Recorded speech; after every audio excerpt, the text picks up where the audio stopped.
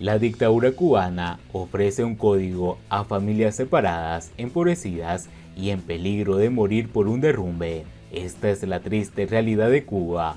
¿Cómo están, amigos? Bienvenidos a Noticias Importantes. Esperamos sus opiniones en los comentarios. Comenzamos. El gobierno ha aprobado y espera que la ciudadanía valide en el referendo un código de familias en el peor momento para fundar una familia en Cuba. Mientras la dictadura redobla la propaganda sobre el nuevo Código de las Familias, ya ha publicado en la Gaceta Oficial de la República que será sometido a un referendo el próximo 25 de septiembre, las familias cubanas padecen separación, pobreza y desamparo. Cuba vive una crisis migratoria que ha roto los récords de éxodos anteriores y separa a las familias. Unos miembros se aventuran a una travesía marítima o terrestre para escapar de la isla y llegar principalmente a Estados Unidos. Los que se quedan rezan para que sus familiares lleguen bien, prosperen y logren ayudarlos a sobrevivir en la isla o a emigrar más adelante. Según el ministro de Justicia, el nuevo Código de Familias reafirma el carácter humanista de la revolución. Esa revolución mantiene hoy a madres y padres encarcelados por protestar contra el régimen y pedir cambios, e incluso de vertir críticas en redes sociales y alejar a sus hijos menores de edad. ¿Qué protección garantiza esta norma a las familias cubanas separadas por la práctica del régimen de forzar al exilio o desterrar a disidentes? El gobierno ha aprobado y espera que la ciudadanía valide en el referendo un código de las familias en el peor momento para fundar una familia en Cuba. La situación de la vivienda, que la revolución humanista no ha sido capaz de resolver en décadas, hace que las personas lo piensen dos veces para tener hijos. La consecuencia es el acelerado envejecimiento poblacional del país. Muchas familias, fundamentalmente mujeres solas con sus hijos, se ven obligadas a ocupar locales del Estado, lo que muchas veces son desalojadas o al cerrar las calles para exigir atención de las autoridades. En agosto pasado, un grupo de madres residentes en una edificación ubicada en La Habana Vieja cortó el tráfico y la circulación peatonal, luego de que el inmueble sufriera derrumbes internos. Las mujeres reclamaban a las autoridades que las trasladaran hacia viviendas seguras. 4 meses antes de ese suceso, las autoridades habían reconocido que en 2021 se ejecutó menos del 50% del plan de construcción de viviendas proyectado en el país. En aras de estimular la natalidad, el Estado prometió soluciones habitacionales a madres con 3 o más hijos y en situación de vulnerabilidad. Sin embargo, a inicios de 2021 se reconoció que solo 5.735 de las más de 28.000 mujeres que, según las cifras, vivían en esa situación habían recibido vivienda en los últimos años. Mientras, en la revolución supuestamente humanista, la construcción de hoteles no se ha detenido ni siquiera durante la pandemia del COVID-19. El referendo sobre el Código de Familias se llevará a cabo en un momento en que las familias cubanas viven en la pobreza extrema y dependen de la asistencia social. Las cifras de los cubanos beneficiarios de asistencia social se disparó en 2021 en un 111%, según indica el Anuario Estadístico de 2021 que publica la estatal Oficina Nacional de Estadísticas e Información, ONEI. Ello supone que más cubanos se sumaron a la lista de pobreza extrema y dependen por completo del Estado para poder sobrevivir. El economista Pedro Monreal señalaba días atrás que esa cifra, que supone que ahora el 3.6% de la población cubana depende de esa asistencia, permite atisbar la verdadera situación de la pobreza en Cuba, sobre la cual no se publican las cifras. El nivel total de pobreza crónica en Cuba debe ser superior a los beneficiarios de la asistencia social, pero no se dispone de información pública sobre una línea de pobreza crónica que pudiera incluirse en esa categoría un número mayor de receptores de asistencia social, apuntó Monreal en Twitter. En mayo pasado, el propio Monreal había advertido que el salario medio en Cuba estaba próximo a lo que se consideraba línea de pobreza, en un mensaje en el que hizo referencia a los datos oficiales y a la cuestionada canasta de bienes y servicios de referencia.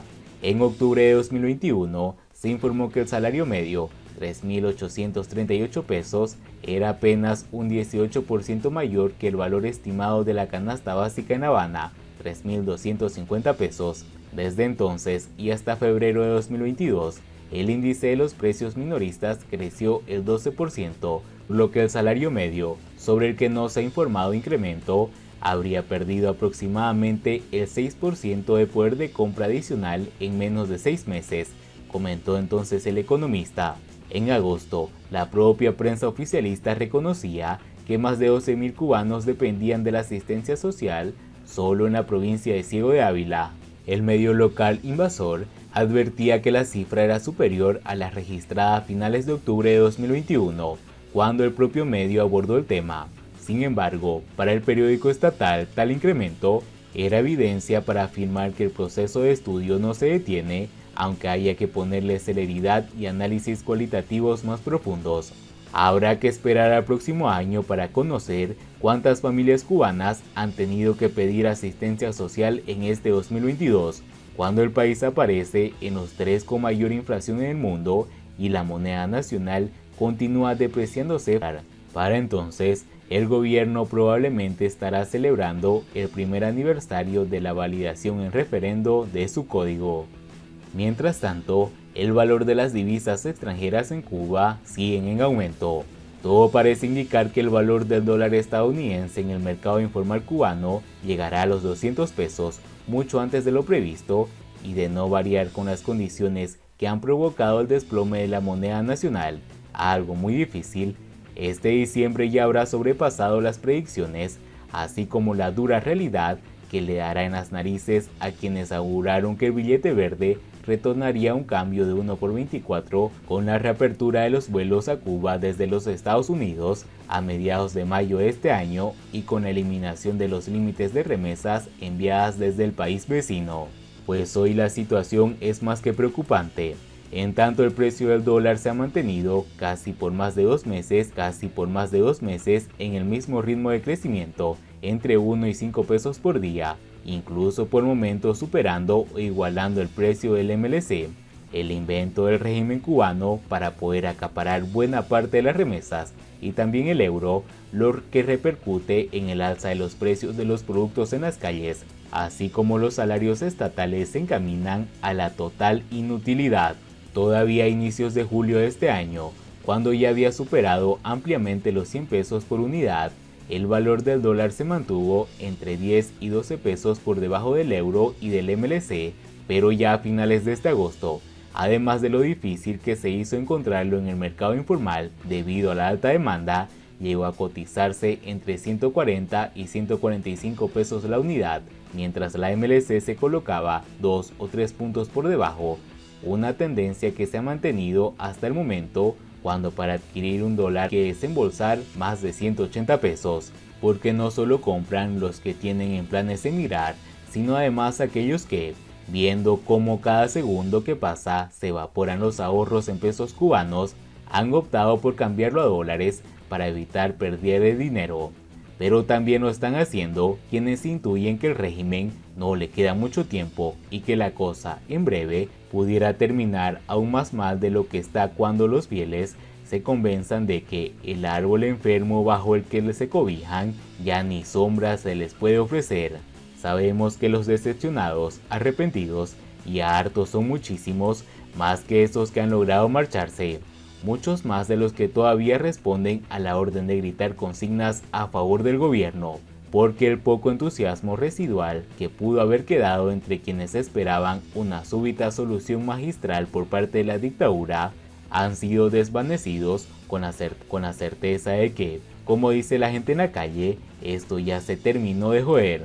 Hasta la ministra de Trabajo y Seguridad recalcó que no subirán los salarios ni las pensiones, aun cuando el títere castrista Miguel Díaz-Canel, hace apenas unos días, mostraba su preocupación por el éxodo laboral, y el ministro de Economía, en su último informe ante la Asamblea Nacional, cantaba loas al mercado cambiario y a las tiendas en MLC, un coro como trompetas del juicio final al que se suman los apagones por la obsolencia de la tecnología de las plantas generadoras, el dengue, la ausencia de turistas, la falta de pan el colapso del transporte, los rayos que caen donde no deberían, las explosiones e incendios inexplicables y los ciclones aún por pasar.